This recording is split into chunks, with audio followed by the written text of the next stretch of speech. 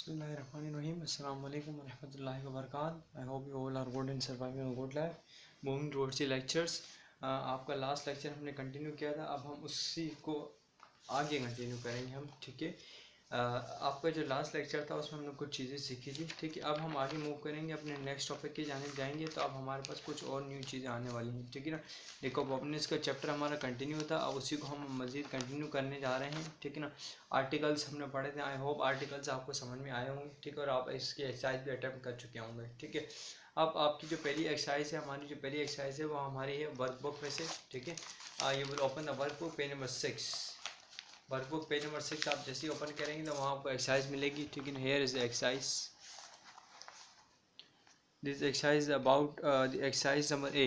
Exercise number A, converting into statements, converting into statements, question, command and, हाँ आपको basically दिया होगा यहाँ पर सेंटेंसेस दिए हुए, ठीक है, जो कि आपके पास कमांड्स के अंदर है, आपने उसको स्टेटमेंट के अंदर तब्दील करना है, ठीक है ना।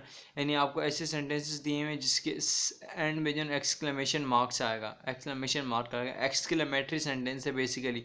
आपने उसको जो है ना वो सिंपल स्टेटमेंट में तब्दील करना है, कमांड में तब्दील करना है, ठीक है, ये आपने करना है। अब उसको चेंज कैसे किया जाए, उसको चेंज करने का बिल्कुल सिंपल तरीका होता है कि अगर आपके पास सेंटेंस है, ठीक है, और एक एक्सक्लेमेटरी सेंटेंस है, ठीक है, उसके एंड में एक्सक्लेमेशन आ रहा है और अगर वो डब्ल्यू एच से स्टार्ट हो रहा है तो आपने डब्ल्यू एच को रिमूव करना है और उसकी जगह पर आपने सब्जेक्ट वगैरह लगा देना है, ठीक है।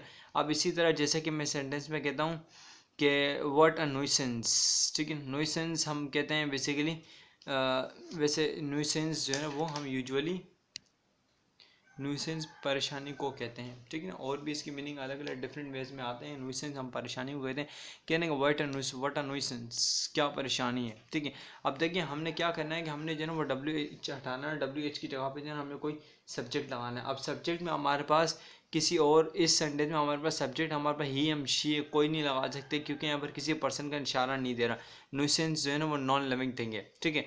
आप परेशानी नॉन लिविंग थिंग के तौर पर आ रही, तो आप यहाँ पर इसीलिए सिंपल जो है इट का इस्तेमाल कर देंगे, कह रहे हैं इट्स अ ग्रेट न्यूसेंस। अब आपका जो है ना एक जनरल सेंटेंस हो गया, आम सेंटेंस हो गया, ठीक है, स्टेटमेंट हो गई आपकी एक।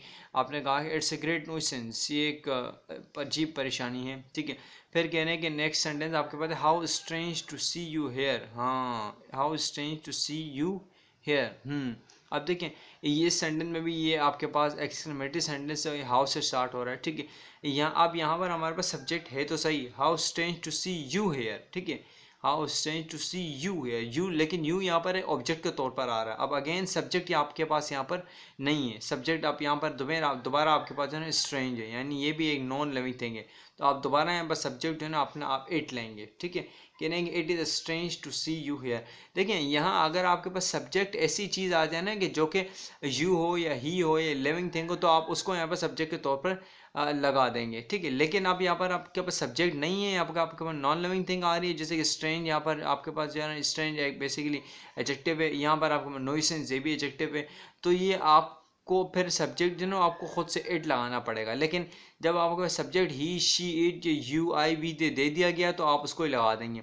यहाँ पर यू तो है लेकिन ये आपके पास क्या है, ये आपके पास ऑब्जेक्ट के तौर पर आ रहा है, ठीक है। तो आप क्या कहें, it is strange to see you, हाँ आपको देख के जो है बहुत स्ट्रेंज लगा। नेक्स्ट है कह रहे हैं कि what wonderful weather we are having, हाँ what wonderful weather we are having, क्या खूबसूरत मौसम है हमारा। अब देखें ये भी आपके पास जो है ना वो एक्सक्लेमेटरी सेंटेंस है, लेकिन यहाँ पर सब्जेक्ट आपके पास वी आ रहा है, ठीक है। तो आप इसको सेंटेंस को कन्वर्ट करने के लिए वी सब्जेक्ट ले लेंगे, ठीक। तो आप लिखेंगे आप लिखेंगे we are having wonderful weather, ठीक है, we are having wonderful weather. आपने इसको जनरल सेंटेंस में एक तब्दील कर दिया, ठीक है ना। फिर आप कह रहे हैं we walked 20 minutes, we have very, we are not we are very tired. अब इस सेंटेंस में भी आपके पास सब्जेक्ट वी है, ठीक है, सब्जेक्ट तो आप वी लेंगे, लेकिन ये दो सेंटेंस है तो इसको थोड़ा सा आप इस तरह से चेंज करेंगे कि आफ्टर वॉकिंग 20 मिनट्स की वॉक करने के बाद वी वर टायर्ड, ठीक है, ये वर है सॉरी आर नहीं है। कहने हैं कि वी वॉकड 20 मिनट्स, हम 20 माइल्स चले, 20 miles not minutes, we were tired, हम टायर्ड थे, थक गए थे। तो आप कहेंगे कि आफ्टर वॉकिंग 20 मिनट्स, 20 माइल्स, मैंने मिनट्स के लिए आप उसको माइल्स कीजिएगा बेटा, वी आर टायर्ड, ठीक है। तो इसी तरह आपने इन सेंटेंसेस को, इन जो नो एक्सक्लेमेटरी सेंटेंसेस को आपने स्टेटमेंट में जनरल सेंटेंस में तब्दील करना है। ठीक है। आई होप आप इसको तमाम को जो है ना वो कंप्लीट कर लेंगे। ठीक है, ये आपका टास्क है आगे का कि आपने इसको कंप्लीट करना है। ठीक है, अब हम अपनी अगली एक्सरसाइज की जाने मूव करते हैं। ये आपकी नेक्स्ट एक्सरसाइज है। ठीक है, नेक्स्ट पेज पे ये पेज नंबर 7 है आपका वर्कबुक का। ठीक है, आपके पास है डिक्शनरी वर्क। ठीक, इसमें आपने क्या करना है कि कह रहे हैं कि put the following words into alphabetical order, हाँ, and write a definition for each. जी हाँ, आपने क्या करना है कि पहले तो उनको जो है ना वो अल्फ़ाबेटिकल ऑर्डर में लिखना है। ठीक ना, अल्फ़ाबेटिकल ऑर्डर में, अल्फ़ाबेटिकल ऑर्डर में आप लिखेंगे तो यानी ए फर्स्ट वर्ड आप देखें कि कौन सा है ऐसा वर्ड जो कि ए से स्टार्ट हो रहा हो आपके पास। ए से स्टार्ट होने वाला वर्ड आपके पास अगर आप देखें तो क्या हो सकता है आपके पास। ठीक है, ए से स्टार्ट होने वाला तो कोई भी वर्ड नहीं। तो फिर आपके पास अल्फ़ाबेट्स में दूसरा वर्ड क्या आता है, बी। बी से स्टार्ट होने वाला कोई वर्ड है बोल्ड, ये। तो ये आपके पास फर्स्ट वर्ड होगी, इसके ऊपर आप 1 लिख देंगे। ठीक है, नेक्स्ट अगर आप देखें आपके पास एक कौन सा अल्फ़ाबेट आता है, सी। सी से स्टार्ट होने वाला कोई वर्ड है, जी हाँ है। अब सी से स्टार्ट होने वाला आपके पास क्या है, एक कम्प्लीटली भी और एक आपके पास कॉमरेड भी। अब आप देखेंगे कम्प्लीटली पहले लिखे हैं, कॉमरेड पहले लिखे।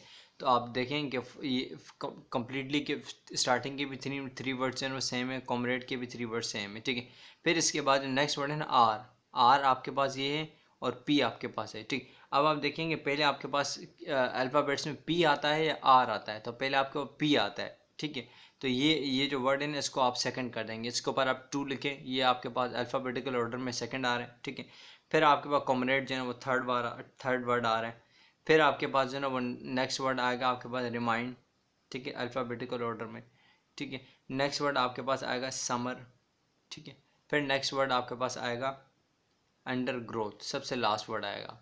ठीक है, अब किसी और वीडियो में जो है ना मैं आपको मज़ीद क्लियरली पूरी कॉपी में लिख कर समझाऊंगा कि अल्फ़ाबेटिकल ऑर्डर किस तरह किया जाता है। यहाँ भी आई होप आपको समझ में आया होगा। अब आपने अल्फ़ाबेटिकल ऑर्डर दे दिया 1 2 3। अब आपने हर जो है ना वो वर्ड पर आप चाहें तो उसकी डेफिनेशन लिख लें, या आप अगर ना भी चाहें तो आप सेंटेंस बना लें जिस तरह मैंने बनाया मैं। ठीक है ना, जैसे कि फर्स्ट वर्ड आपके पास था बोल्ड, तो मैंने इस पर जो है सेंटेंस बना दिया, Ali is a bold student in the class. Ali class में एक बोल्ड स्टूडेंट है, बहादुर बच्चा है। ठीक है, इसी तरह आगे हम मूव करते हैं। नेक्स्ट वर्ड आपके पास दूसरा अल्फाज ये आपको बना है कम्प्लीटली।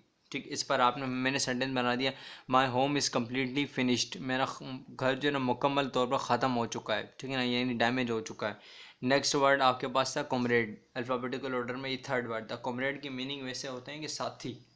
ठीक है ना, साथी। आपने यहाँ पर लिख दिया कि सारा इज़ माई कॉमरेड, सारा जो है ना मेरी साथी है, यानी वो मेरी क्लासफुल है, यानी वो मेरी क्लासमेट है। ठीक है, इसी तरह बाकी 3 वर्ड मैंने आपको जो है ना पोजीशन उसकी बता दी, अल्फ़ाबेटिकल ऑर्डर मैंने आपको बता दी। अब उन तीनों पर आपने सेंटेंस बनाना है, ये भी आपका होम टास्क है। तो 2 टास्क आपके हो गए। ठीक है, अब हम आगे मूव करते हैं, हमारी एक और एक्सरसाइज आगे रहती है।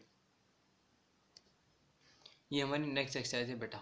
ठीक है, अब देखिए इसमें आपने क्या करना है, ये भी आपके वर्कबुक की एक्सरसाइज है, पेज नंबर 8 नेक्स्ट पेज पर। ये ईडीएम्स की एक्सरसाइज है। कहना है कि match the following to form some well known idioms. हाँ, आपने इनको मैच करना है ताकि आपके पास एक पूरा ईडीएम बन जाए, वेल नोन मशहूर अच्छे ईडीएम्स बन जाए। ठीक है ना, use them sentences of your own, और फिर इन ईडीएम्स को जब आप बना लें तो आप उसको अपने सेंटेंस पे यूज़ करें। ठीक है, अब देखें ईडीएम्स हमने बना लिए हैं। ठीक, ईडीएम्स बना के मैंने आपको दे दिए हैं, इस पर सेंटेंस आपने खुद बनाने हैं। ठीक है, किस तरह देखें, कह रहे हैं कि फर्स्ट ईडीएम आपके पास फॉर बेटर के साथ, ये फॉर बेटर इसके साथ आपके पास बनेगा फॉर बेटर और फॉर वर्स। ठीक है ना, नेक्स्ट ईडीएम आपके पास बनेगा ब्लैक एंड ब्लू, ये ब्लैक इसके साथ एंड ब्लू लग जाएगा।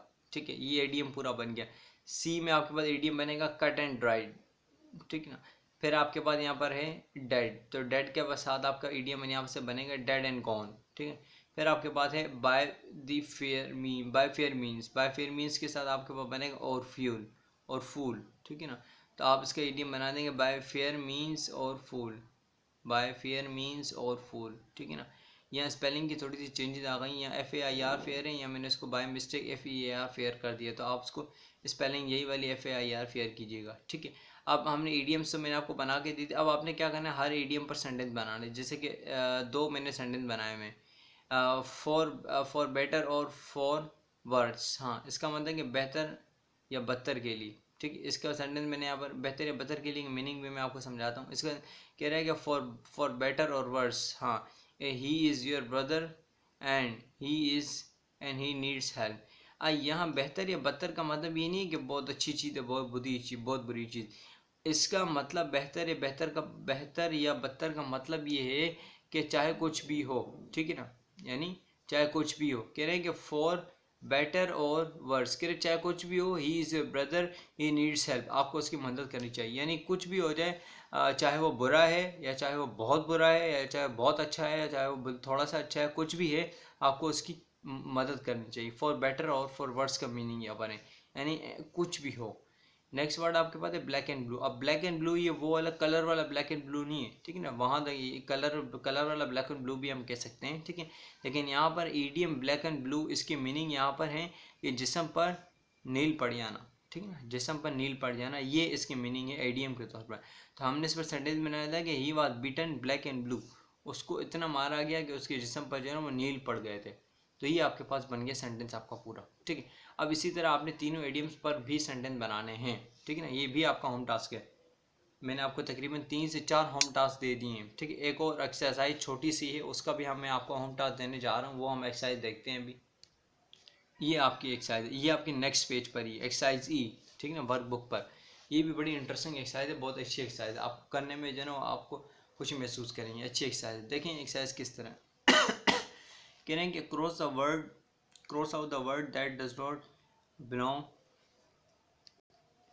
That does not belong in each group. हाँ, can you name the group. हाँ, देखिए कह रहे हैं कि आपको ये वर्ड्स दिए गए, French, Spanish, German, Arabic, Holland और इंग्लिश। कह रहे हैं कि आपको इन तमाम वर्ड में से एक वर्ड ऐसा है जो कि इनके ग्रुप में ताल्लुक़ नहीं रखता, ठीक है ना। यानी अगर हम देखें कि फ्रेंच एक ज़बान है, स्पेनिश ज़बान है, जर्मन ज़बान है, अरबिक ज़बान है, हॉलैंड ज़बान नहीं है, हॉलैंड मुल्क है, और इंग्लिश ये भी एक ज़बान है। तो इंग्लिश, अरबिक, जर्मन, स्पेनिश और फ्रेंच, इन सब का एक ग्रुप बन गया, ठीक है ना। और इन ग्रुप का नाम क्या है, लैंग्वेजेस, ठीक है ना। और फिर इसमें से हॉलैंड जो है ना, ये आपके पास एक ज़बान नहीं है, ये आपको पता है मुल्क का नाम है, तो हमने इसको कट कर दिया, ठीक है। तो यानी आपको कहा जा रहा है कि इन सारे वर्ड्स में से एक वर्ड ऐसा है जो कि उस सारे के सारे वर्ड से मैच नहीं करता, ठीक है, उसको आपने कट कर देना है, साइड पे कट लगा देना है इस तरह, और जो सारे के सारे वर्ड्स एक दूसरे से मैच करते हैं उनको ग्रुप का नाम दे देना है, ठीक है। जैसे कि सेंटेंस नंबर बी में आपको बताया जा रहा है कि silver, gold, lead, bronze, teak, copper, ठीक है। अब इन सब में से अगर आप देखें ना तो टीक ये एक मेटल नहीं है। तो अब ये जो आपके पास सारी की सारी दी हुई ना, इसमें से ये आपके पास टीक ये इस ग्रुप से ताल्लुक़ नहीं रखती, ठीक है। और ये silver, gold, lead, bronze, copper, ये सारे के सारे एक ग्रुप में शामिल होते हैं और उस ग्रुप का नाम है मेटल्स, ठीक है ना। यानी ये सारी की सारी धात हैं, ठीक है ना। कॉपर भी धात है, ब्रॉन्ज भी धात है, लेड भी धात है, गोल्ड भी धात है, सिल्वर भी धात है, ठीक है। और टीक इसमें शामिल नहीं होती। अब इसी तरह box, purse, trunk, pencil, brief case and cartoon, ठीक है ना, जिसे आप कर्टन भी कहते हैं, तो वो आप ये सब के सब जो है ना, इसमें से आप पेंसिल निकाल दें, पेंसिल बिल्कुल एक अलग कैटेगरी में आ जाता है। और ये बाकी जो है ना, ये सारी की सारी एक कैटेगरी में आ जाती हैं, इनका नाम है कंटेनर्स, ठीक है ना। इसी तरह आपके पास नेक्स्ट है रोडवे, रोड, रिवर, रोड यानी रोड, ठीक ना। हाईवे, अब हाईवे और रोड एक ही चीज़, एक जो है एक ही कैटेगरी में आते हैं। स्ट्रीट, गली, वो भी एक कैटेगरी में आता है। लेन, ये भी कैटेगरी में आता है। एवेन्यू, सड़क को कहते हैं, ये भी कैटेगरी में आता है। तो ये सब के सब इनमें से एक रिवर दरिया, अब ये सारे रोड हैं और ये एक पानी है, तो इसमें से ये मैच नहीं करता, इसको आप क्रॉस कर देंगे और बाकी ये सारे के सारे जो है एक कैटेगरी में आते हैं, और उस कैटेगरी का नाम हो गया रोडवेज, ठीक है ना। यानी ये भी रोड, ये तो रोड ही है, और रोड, हाईवे रोड की कैटेगरी में आता है। स्ट्रीट, ये भी रोड, एक किस्म की रोड की कैटेगरी है। लेन और एवेन्यू, ये भी किस्म की रोड की कैटेगरी है। अब इसी तरह आपने जो ना हर इन सब वर्ड को पढ़ना है, ठीक है ना। और इन वर्ड में से एक ऐसा वर्ड होगा जो कि इन कैटेगरी में नहीं आता होगा, आपने उसको कट कर देना है, और उस कैटेगरी के सब सब सारे वर्ड को पढ़ के आप उसको एक कैटेगरी का नाम दे देंगे। तो ये भी आपकी रिमेनिंग एक्सरसाइज है। ये आपका आज की जो है ना वीडियो यहाँ पर मुकम्मल होती है। टास्क मैंने आपको होम टास्क काफ़ी सारे दे दिए हैं, ठीक है ना, मैक्सिमम 4 टास्क मैंने दिए हैं, लेकिन सारे आपको समझ आ चुके होंगे। आप दोबारा अगर मेरी वीडियो देखेंगे तो आपको इंशाल्लाह सारी चीज़ें समझ में आ जाएंगी, ठीक है। ये आपका होम टास्क है, आपने इसको कंप्लीट करना है, ठीक है। अपना काम कंप्लीट कीजिएगा, अपना ख्याल रखिएगा। अस्सलाम वालेकुम रहमतुल्लाहि व बरकातहू।